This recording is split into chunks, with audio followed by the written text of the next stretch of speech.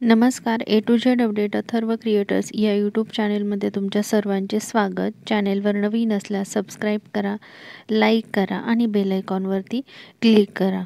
आज आपण जिल्हा परिषदेची एक योजना पाहणार आहोत, ज्यामार्फत शेतीमालाच्या गाडीसाठी खरेदी करण्यासाठी अनुदान मिळणार आहे. तर ते अनुदान कसं मिळणार आहे, कोणत्या जिल्ह्यात ही योजना चालू झालेली आहे, अर्ज कधीपर्यंत भरायचे आहेत, याची अटी आणि पात्रता हे आपण या व्हिडिओमध्ये पाहणार आहोत. तर पाहूया व्हिडिओमध्ये पुढे माहिती.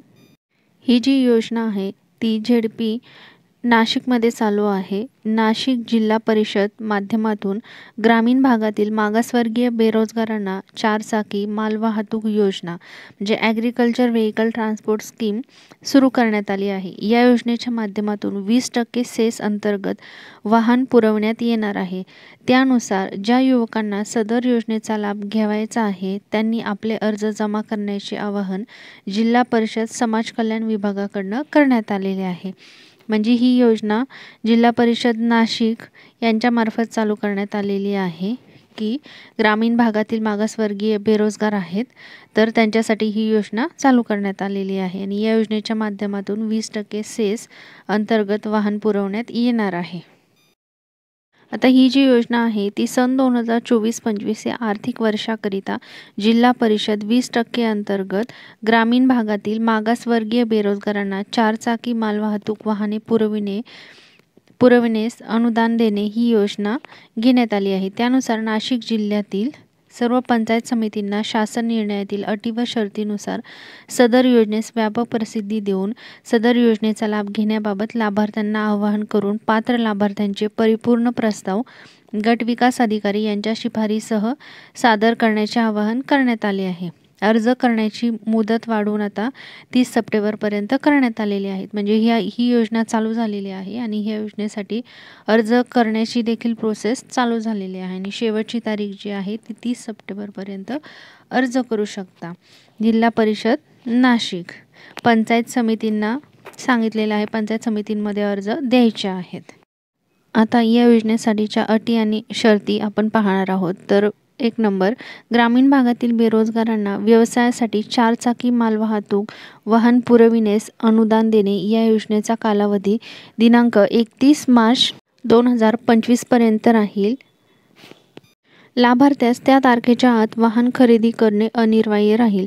वाहन खरेदीबाबतचे देयक सादर केल्यानंतर त्याला देय असलेले ₹2 लाख रुपयांचे अनुदान त्यांच्या राष्ट्रीयकृत बँकेतील खात्यामध्ये DBTद्वारे हस्तांतरित करण्यात येईल. म्हणजे ही जी योजना आहे यासाठी फॉर्म भरण्याची तारीख आपण पाहिलीत, परंतु जे या योजनेमध्ये लागणारे वाहन आहे ते 31 मार्च 2025 पर्यंत खरेदी करायचे आहेत आणि यामार्फत जे पैसे मिळणार आहेत ते DBTद्वारे दिले जाणार आहेत.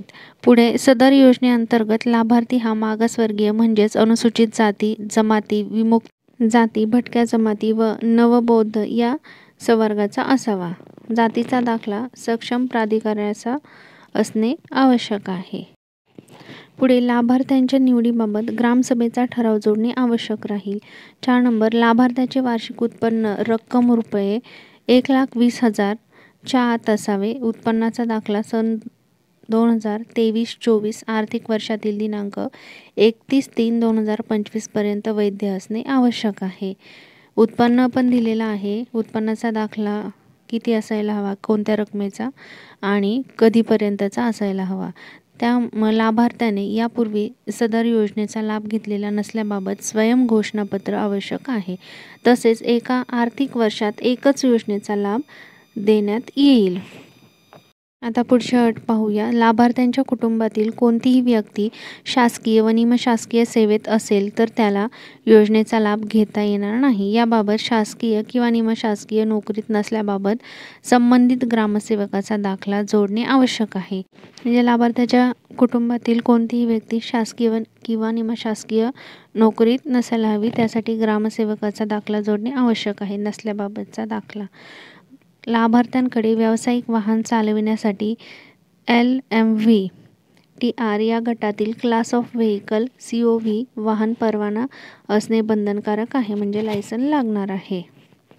तर 8 नंबर पाहणार आहोत. लाभार्थ्याने वाहनाची इंजिन क्षमता किमान 500 cc, वाहनाची अश्वशक्ती क्षमता किमान 9.8 HP ते 32 HP, किमान 500 किलो टॉर्क लोडिंगकरिता चढाव वाहनाची ताकद क्षमता 38 ते 75 Nm, 2000 RPM वस्तूंचे मानांकन ISI असणे बंधनकारक राहील. वस्तू खरेदी केल्यानंतर लाभार्थ्याने वाहनाचा फोटो, वाहनाचे RC बुक, वाहनाचा विमा, टेस्ट रिपोर्ट, तपासणी अहवाल जोडणे आवश्यक राहील. वरील स्पेसिफिकेशनपेक्षा कमी स्पेसिफिकेशनचे वाहन खरेदी करता येणार नाही. त्यांनी सांगितलेलं आहे की कोणत्या प्रकारचं वाहन खरेदी करायचं आहे. स्पेसिफिकेशन सांगितलेले आहेत. लाभार्थ्याला वरील स्पेसिफिकेशननुसार किंवा अधिक क्षमतेचे वाहन घेण्याची मुभा असेल, परंतु लाभार्थ्याला ₹2,00,000 इतके अनुदान देय राहील. त्यापेक्षा अधिकचे अनुदान लाभार्थ्याला स्वतः भरावे लागेल.